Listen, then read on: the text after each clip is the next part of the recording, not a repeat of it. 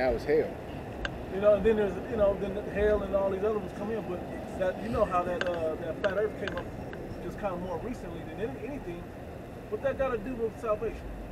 So we don't even want your mind moving over. You ain't got these scriptures perfected. Why you worried about what the shape of the earth is about? But the scriptures tell you what it is. Which like I got it.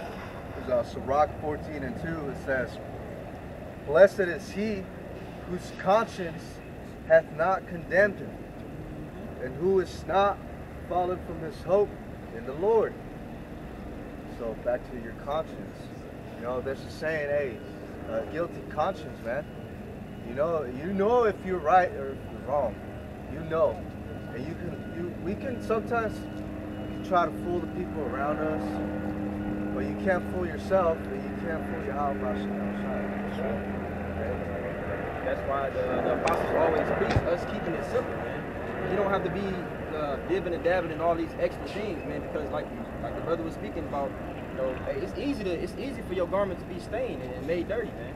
Because you walking down, you know, just figuratively speaking, you walking down the street, there's people trying to bump into you, they're filthy.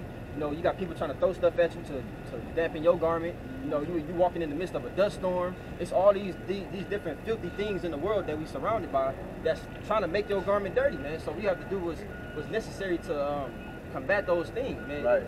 Staying active, meditating on this word. There's a lot of seducing doctrines and spirits out here, man, that sound good, you know? And we know we're, as a woman, right?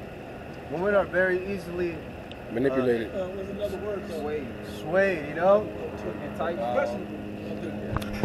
And so we can't be like that. We know that Yahweh, he is the path. He is the way. There's no other doctrine outside of Great Millstone doctrine that is going to lead to that marriage, to that ceremony. You know. I got to preach. This is basically the verse, that the scripture that he read. This is the next verse after that. 2 Corinthians 11:3. But I fear lest by any means, as the serpent beguiled Eve through his subtlety, so your mind should be corrupted from the simplicity that is in Hamashiach. Yeah. Hey, Because somebody could come and preach their own version of the gospel, and it's completely contrary to the doctrine that you learned. Somebody pull you away from the established gospel that you already know and learned. Now you're being exposed to a whole nother gospel, Right. which in turn is going to leave you naked. Because what does it mean to be naked? It means to be what? Exposed. Like going back to the garden. Yeah. When the Lord asked them, who told you that you were naked? That's how, if I could just throw that into what you're saying, that's how they were naked. It wasn't about the physical nakedness as much as it was the extra thinking, the Pandora's box that was open. Right. From that knowledge of the food of good and evil. Yeah, they only knew righteousness. Right. You know? The sons of God only knew righteousness. Yeah. When the serpent came, What about God this Eve, stuff? and he brought that shit to Adam. This shit ain't Hey, gonna man, kill you. that's when they turned naked. They started blending in with the other nations and shit. She got seduced out of her clothes, Yep. listening to the serpent, and then she went and seduced Adam out of his clothes. That's basically what happened spiritually, in the spirit. Yeah, man, shit happens to this day, man. A woman put that thing on you and you fall in love and shit. And you go all head over heels for her and she fucking manipulate you. Right, that's why the scriptures say what it's saying. For many men have run out of their wits for women. You know? Lose your mind. Yeah, man. They lose who you believe in. Why do you think the scriptures compare strange wisdom to strange women? Proverbs 7, Proverbs 5. Scriptures always compare to the nature of a woman, that seductive nature of a woman. You know, you could be seduced listening to these clowns out here that could talk a good one. A lot of those people following Nate, they just attracted to his charisma. His seduction. Talk. And that's why we don't come with all the frills and gimmicks. No. We just give you this straight. And if you ain't in line with what the truth is, hey, we don't gotta try to make it put icing on the cake, man. The cake is the cake. Itself. Right. Keep it simple. You ain't gotta speak. You ain't gotta speak super eloquently. A lot of these popular mega pastors, they went to school for psychology. Yeah. Most of them got psychology degrees to learn how the mind works so that they can manipulate you. They know to master manipulating the mind. How to get Which is feedback. witchcraft. Yeah. How to get feedback. Play how on to your say emotions. certain things. You know. Exactly. And the scriptures say, go not in the way wherein thou mayest fall. You know, so it's like being, the brothers using that analogy of a woman. Hey, like brothers like to, watch videos of outsiders and try to get information from them, or they just like to watch it for whatever reason. Hey, if you're not rooted enough, don't even dab with that shit. Leave that shit alone, man, because it's like a woman who, she about to get married, and her female friends, entice her to go to this bachelorette party or to go turn up a little bit before the wedding. And then you got this man talking in your ear. You think you're strong enough to handle it, and then he say that right thing and then entice your ass. The next thing you know, you getting piped down by this man before your wedding. Don't let these outside influences, pull you away, man. Just keep it simple and stay on the path. You know what you got to do. I got one real quick to add to it. I got one too. Proverbs 22:14. The mouth of a strange woman is a deep pit. He that is abhorred of the Lord shall fall therein. And that's not talking about. You quoted where it says, "Go not in the way where you will fall."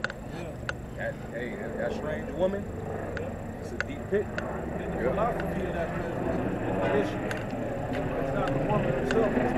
Because if you don't fall for her words or the trap, the seduction, you ain't gonna fall for her. If you don't fall for her words, it ain't gonna hold no weight with you. And right now we're too deep in the game for something like that to happen. And that's crazy how like them Boston dudes. I don't like to always bring them up, but them Boston reprobates, Boston baked teams, them dudes. They was especially the leader dude. He was in that Boston camp for years. Yeah. You'd have thought that this dude had some type of root because he was breaking it down thoroughly. Like he knew the scriptures. Yeah, he was. When they would have Christians come up, he'd be the main one cutting their ass too. The Christians, but look what happened to him. Now his garment is, he don't even have one. You see it in the spirit that's his spiritual, because they don't even wear physical garments anymore when they go and teach. Wow. Show you how scary this thing is. The Lord will remove your garment from you. He will put out that candlestick quick if you're not rooted, grounded, and settled. That can happen to any of us. So you got to make sure your garment stays pure, clean, white. I had to pray real quick. Luke 11:34. The light of the body is the eye. Therefore, when thy eye is single, thy whole body also is full of light. But when thy eye is evil, thy body is full of darkness. Take heed therefore that the light which is in thee be not darkness. If thy whole body therefore be full of light, having no part dark, the whole shall be full of light, as when the bright shining of a candle doeth give thee light. So basically keep your eyes single, and that light we know represents this pure wisdom.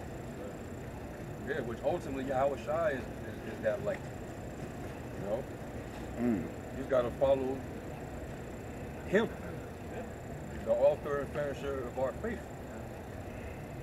And then it tells you about how they elect the 144,000. It talks about how they followed the Lamb whithersoever he went. So they never got seduced or led off track. They kept their mind focused. They kept their eyes single on the path, the straight gate. Revelation 14:4. These are they which were not defiled with women, for they are virgins. These are they which follow the Lamb, whithersoever he goeth. Yeah. Meaning what? They stuck to the doctrine, and they also they represented correctly. Mm-hmm. All right. They pretty much left off from their former lives to serve Yahweh Shai as that new creature, following after the spirit and not after the flesh. God. All right. They didn't fall back to the old ways, the old man that was corrupt. So when you continue in the Lord, even when you fall short, we're gonna go off in the flesh. But as long as your mind and conscience is pure, and you're still serving the Lord out of a pure conscience, even though you might sin in the flesh, that's what the Lord is looking at. Right. That's what He's looking at. It's about staying the course. You know what I'm saying? You almost finished. It's just about staying the course, because there's many that's gonna be. As the scripture said, many are called, but few are chosen. We don't know if we're of the chosen, but we're doing everything in our power to have a chance of being of the chosen. You know, everybody. There's a lot of men that are gonna be called onto this path, but we have a lot of men that's gonna go astray as well. You know, whether it be from their own lust, whether it be from some outside influence, or whatever it may be. There's men that's gonna get drawn away from this thing. So it's gonna be times, like the brother said, we're gonna fall in this flesh, man. But it's about getting back on that path. Right. It's like the scripture that Montezal read. Blessed is man whose conscience is not condemned. Meaning, you know, sometimes a man could get caught up in his own offenses, and he'll think that that's pretty much it. Like I'm not a man of the Lord, you know. So you just fuck it. I'm gonna just go all out there. Yeah. I don't have you don't have any hope anymore. But you're not to do that. The scriptures say a just man falleth 7 times and then he rise back up. There's still a path right in front of you. You still got to keep going. Move forward. The Lord grants you return. His mercy is everlasting. But just don't fall completely away. Because once that happens, now you're no longer under that sacrifice. Yeah, you put your hand to the plow and turn back. Exactly. This second Esdras 16 and 75. So hold on. That's what we were talking about. So let me say this first real quick. That's the spirit, right? So as this brother is saying, excellent point. When you make mistakes, it's to see how you handle those mistakes, and to see if you're willing to make the necessary changes to get back on track, and how fast you get back on track, how fast you acknowledge, damn, I think I'm going off, or I'm going off. Let me hop back on. Or does somebody have to come to you and point it out? See how you take that. The Lord will play with you like that. I don't mean play, but you know what I'm saying? He'll test you in that way. Okay, just to see how you're going to react to certain situations. But the point is that the overall goal is that just man get his back up. That's why the scripture says we have to examine ourselves daily, whether we be in the faith. Because that's part of the self-recommendation. Understanding, when you went too far, recognition for whether you went too far off the line and what you have to do in order to get back straight. Because the Lord gave us the tools also to recover from these slip-ups. You know, He gave us praying, He gave us fasting, you know, He gave us all these different ways physically in order to benefit spiritually. So I just want to speak on that real quick. You know, knowing that the Lord gave us all of those things, you know, to allow us to get back up. If you're not using those things, the Lord will just take that wisdom out of you. You know, if you're not utilizing those tools the Lord gave you, He's just gonna take them away from you. Right. This is our second Esdras, chapter 16, verse 75. It says, "Be ye not afraid, neither doubt, for Yahweh Ba'ashem Shai is your guide." Let me say this, because a lot of times when we make mistakes, we don't want the correction to hurt. You know, and that's usually it. But you need that ass whooping sometimes. And it may not be physical, but you need that correction. So whatever form that correction comes in, we have to welcome that, especially when we acknowledge it, because rather than leave you out there and just continue to let you just go the wrong way. You got a quick one, right? Yeah, real quick. Proverbs 27, 5 and 6. Open rebuke is better than secret love. Yep. It's better to be chastised and corrected and get back on the path. Even if your feelings is hurt, check your feelings. That's you.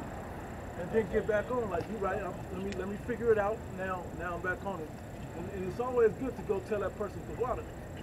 Hey, I'm glad you picked that in me. The water for, you know, I didn't catch it. I'm glad you caught it. You know, you got it back. I'll read it again. It says, "Be ye not afraid, no doubt, neither doubt, for Yahweh Bashem Yahushua is your guide, and the guide of them who keep my commandments and precepts.